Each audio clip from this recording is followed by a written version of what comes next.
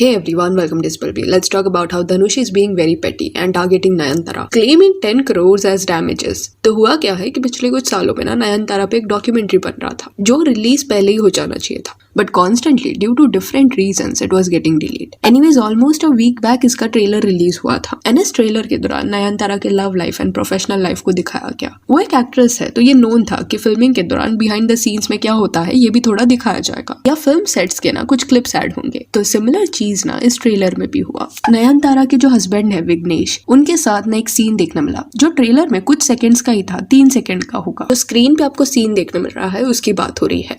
अब ये जो क्लिप था वो मोस्टली फिल्मिंग के दौरान शूट किया गया था एंड जिस फिल्म के सेट पे ये हुआ वो फिल्म के प्रोड्यूसर धनुष थे. एंड ऑब्वियसली जो प्रोड्यूसर्स होते हैं उनके पास राइट्स होते हैं फिल्म के. सी अगर आउट ऑफ मैलिस या इल इंटेंशन से विदाउट प्रॉपर परमिशन लेके लॉन्ग क्लिप्स यूज करता है कोई भी, देन दैट इज रॉन्ग. पर 3 सेकंड का, दैट टू जो बिहाइंड द सीन है एंड वो भी पर्सनल डिवाइस में किसने शूट किया था, उस चीज को जनरली प्रोड्यूसर्स लेट गो कर देते हैं. डायरेक्टली लीगल नोटिस नहीं भेजते इतने से बात के लिए. पर धनुष ने नयनतारा को लीगल नोटिस भेजा एंड ऊपर से 10 करोड़ इन डैमेजेस डिमांड भी किया. उसका सेंस नहीं बनता इतने करोड़ का डैमेज कैसे हो गया सिर्फ 3 सेकंड का क्लिप अगर कोई यूज कर रहा है तो यही इशू के रिगार्डिंग बात करते हुए धनुष के अगेंस्ट नयनतारा ने एक ओपन लेटर डाला. Now this is a long letter so we will only read the important points. तो इसमें नयनतारा ने लिखा था, dear mister Dhanush, this is an open letter to you in order to set several wrong things right. The release of my Netflix documentary has been much awaited by not just me but many of my fans and well-wishers. The vengeance that you have been festering against the film, my partner and I,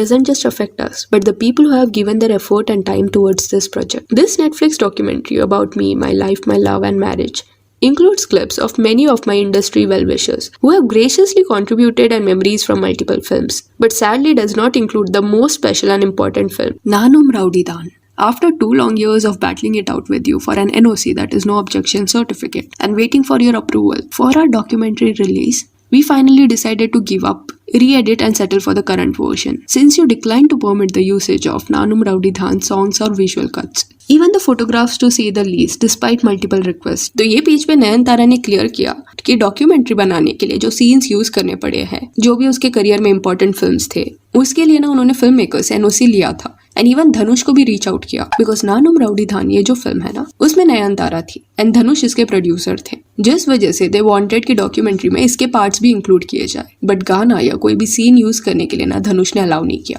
NOC नहीं दिया, even photographs use करने का भी approval उनको नहीं मिला. फिर अगले पेज में उसने लिखा कि उसे समझ आता कि अगर कोई बिजनेस कंपल्शन की वजह से धनुष ऐसे एक्ट कर रहे रहते या जो पैसे ऑफर किए जा रहे हैं वो उन्हें प्रॉपर नहीं लग रहा होता है, वो डिनाई कर रहे हैं, पर उसको हर्ट इसलिए हो रहा है क्योंकि धनुष ये सब पर्सनल ग्रज के चलते कर रहे हैं. धनुष की तरफ से डायरेक्टली डिनाई नहीं किया गया रिक्वेस्ट, बट वो खींचते गए, इनडिसाइसिव थे. इनमें उनका स्टांस ऐसा था कि उनको परमिशन नहीं देना. उसके बाद she wrote, whereas even more shocking is your legal notice after the release of the trailer of the Netflix documentary. We were startled to read those lines wherein you questioned that usage of some videos, just 3 seconds, which were shot in our personal devices, that to BTS, that is behind the scenes visuals, and are already very much publicly present on social media, and claimed a sum of rupees 10 crores as damages for the mere 3 seconds. This is all-time low from you and speaks so much about your character. I wish you were half the person you portray to be on stage in audio launches in front of your innocent fans. But clearly you do not practice what you preach, at least not for me and my partner. Does a producer become an emperor controlling the lives, freedoms and liberty of all persons in the set? Any deviation from the emperor's dictum attracts legal ramification. Then और भी बहुत कुछ नयनतारा ने लिखा, but ये main issue था जो हमने पढ़ा.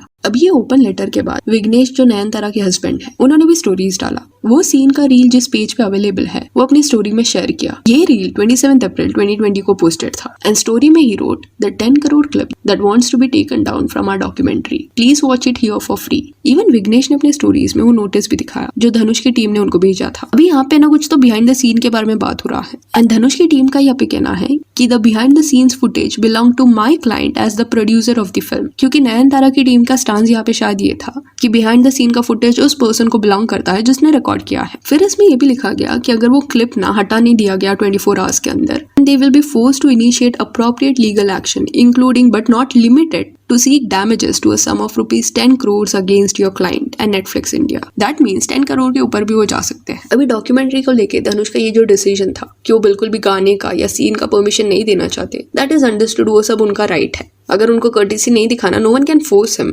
इस पॉइंट पे वो गलत नहीं है, बट जो बिहाइंड द सीन के ऊपर इतना डिस्कशन हो रहा है, that seems a bit extreme. ऐसा लग रहा है कि पर्सनल ग्रज के चलते ही वो ये कर रहे हैं। पास्ट में उनके बीच में कुछ तो हुआ था जिसका ग्रज वो होल्ड करके बैठे। ये जो इशू है वो 2015 के साल में शुरू हुआ। बात यहाँ पे हो रही है नानुम राउडीधानिये फिल्म के बारे में।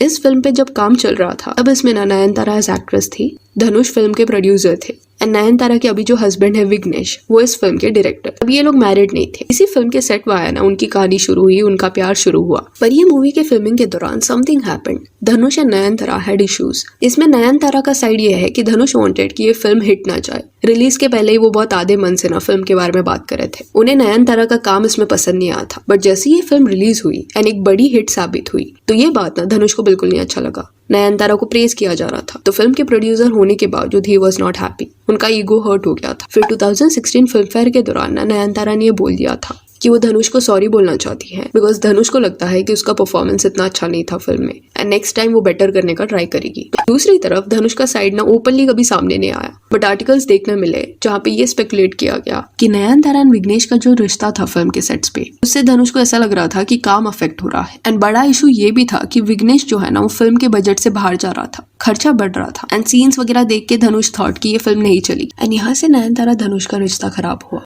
फिर धनुष का जो रेप्यूटेशन है वो बॉलीवुड में बहुत डिसेंट है। रांझना ये फिल्म से लोग उन्हें जानते हैं, एंड यहाँ पे वो इतना ज्यादा फेमस नहीं है, but south industry, mainly Tamil industry में he is a big name, he is very famous and controversial also. 2017 में सूची लीक्स करके एक इंसिडेंट हुआ था, and it was extremely bad. Reason being कुछ ऐसे फोटोज लीक हुए थे जो क्वेश्चनेबल थे। आर्टिकल्स में इसके बारे में एक्सप्लेन किया गया है, तो वो देखते हैं। सुचित्रा कार्तिक जो एक चेन्नई बेस्ड रेडियो जॉकी है, सडनली एक दिन ना उनके ट्विटर पे एक ट्वीट आता है कि धनुष इज अ गॉड। अभी ऐसा ट्वीट करने का स्टाइल ना सुचित्रा का नहीं था, तो for a moment everyone thought कि धनुष या सुचित्रा के किसी फ्रेंड ने ना उसका फोन लिया है, मजाक कर रहे हैं, प्रैंक कर रहे हैं, but that wasn't the case. इसके बाद ना बहुत सारे और भी और ट्वीट्स आने लगे। वो ट्वीट्स में ये बताया गया था कि धनुष का जो असिस्टेंट है उसने सुचित्रा को मैन हैंडल किया। फिर कुछ फोटोज भी देखने मिले जिसमें ब्रूज्ड आर्म दिख रहा था। इसके अलावा और भी कई सीरीज ऑफ ट्वीट्स आए जहाँ पे धनुष को ना अक्यूज किया गया था दैट वो एक्ट्रेसेस के साथ मिसबिहेव कर चुका है, एंड इवन जो सुचित्रा है उसको एक बार बेहोश करके उसके साथ असॉल्ट हुआ है। देन इसके पीछे अलग अलग फोटोज भी देखने मिले। फेमस लोगों के ये फोटोज थे। कास्टिंग काउच के बारे में भी बात हो रहा था कि कैसे पर्टिकुलर प्रोड्यूसर्स यंग एक्ट्रेसेस का फायदा उठाते हैं। एंड ये इंसिडेंट सूची लीक्स के नाम से फेमस हुआ। उस फेज में सुचित्रा के जो हस्बैंड थे कार्तिक, उन्होंने स्टेटमेंट दिया कि किसने तो हैक कर लिया है, एंड उसने जो भी चीज बोला है उसे सीरियसली ना लिया जाए। ये जो भी हो रहा था वो बहुत अजीब था। और ये जब हुआ उसके बाद कार्तिक एंड सुचित्रा अलग भी हो गए थे। कार्तिक ने अपनी वाइफ का साइड नहीं लिया।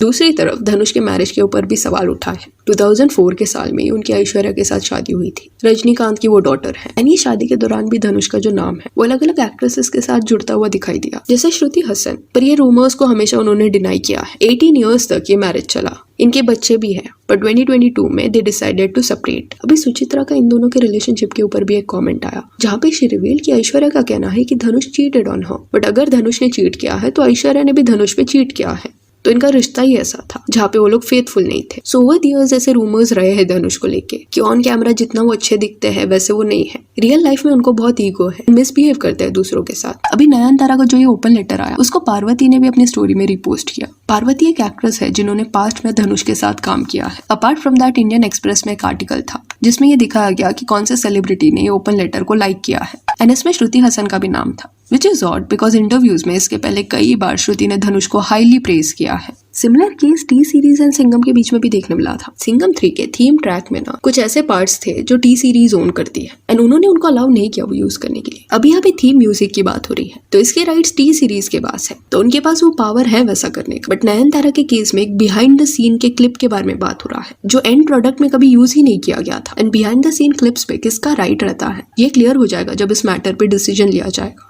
सो यहाँ that's it for this video. Do let me know कि धनुष के बारे में जो भी नयनतारा ने बोला है इस पे आपका क्या कहना है। क्या वो क्लिप यूज करना इतना गलत था? And if you want you can follow us on Instagram, जिसका लिंक आपको डिस्क्रिप्शन में मिल जाएगा। और ये वीडियो अच्छी लगी तो लाइक एंड शेयर करें, और ऐसे और अपडेट्स के लिए चैनल को प्लीज सब्सक्राइब करें। Thank you.